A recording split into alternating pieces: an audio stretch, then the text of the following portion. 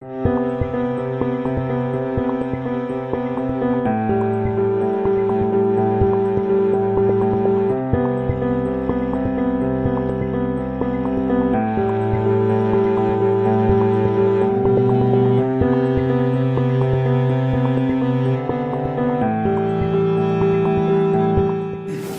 Turnpike Road was laid from Ithaca to Olean in 1809, and this was a boost to Hornellsville because it made more traffic go through our town, which brought more people in and more industry.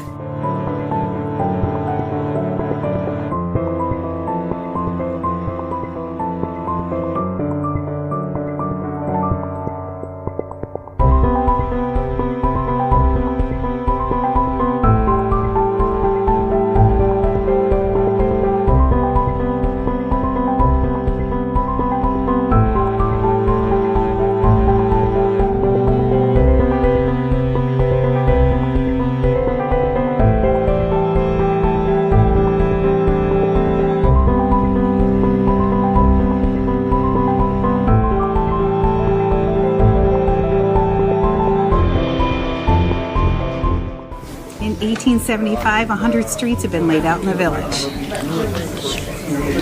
We grew. The Erie had its shops built. More people came in to work the shops in the Erie. More industry came in. By 1910, we were number 2 in the nation for silk industry. In the nation. Hornell, New York. That's super cool.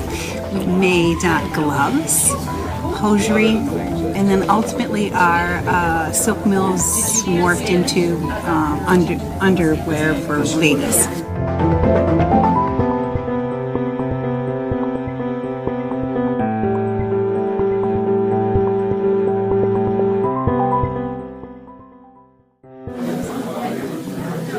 Here in Hornell, the railroad found this to be a super great place because the valley's wide, okay?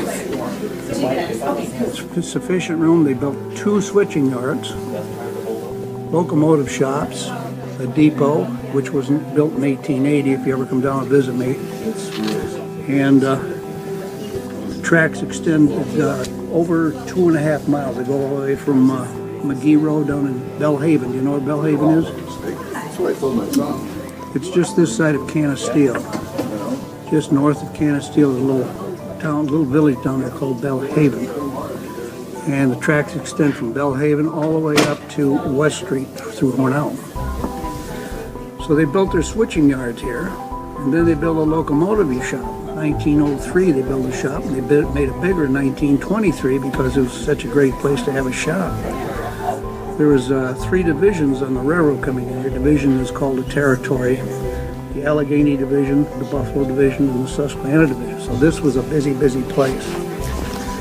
You had supervisors of all kinds down in the depot. You had a telegraph office. You know what a telegraph is? Okay.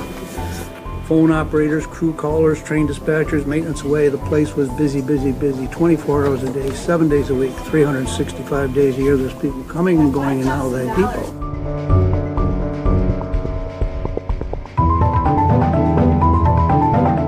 In 1888, we were chartered as a city, having been first organized as a village of Hornellsville. And so people thought, as a city, it sounded better to just be the city of Hornell than the city of Hornellsville.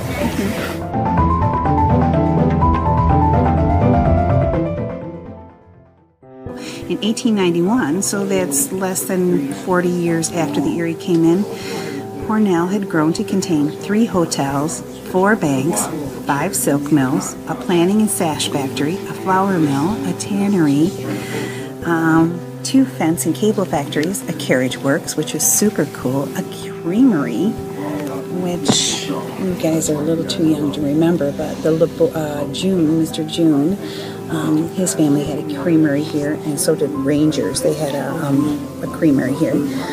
Machine Gear Works, and several woodworking factories. We were huge in woodworking factories.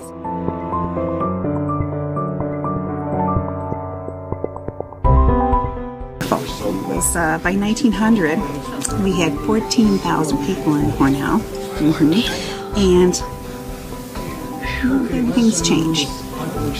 So by 1910, we were number 2 in the nation for silk.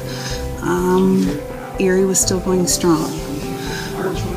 By 1940s, 1950s, the Erie had started to change.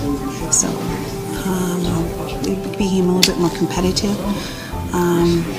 And our industry in Hornell, almost the majority of our mills had relocated or just dissipated.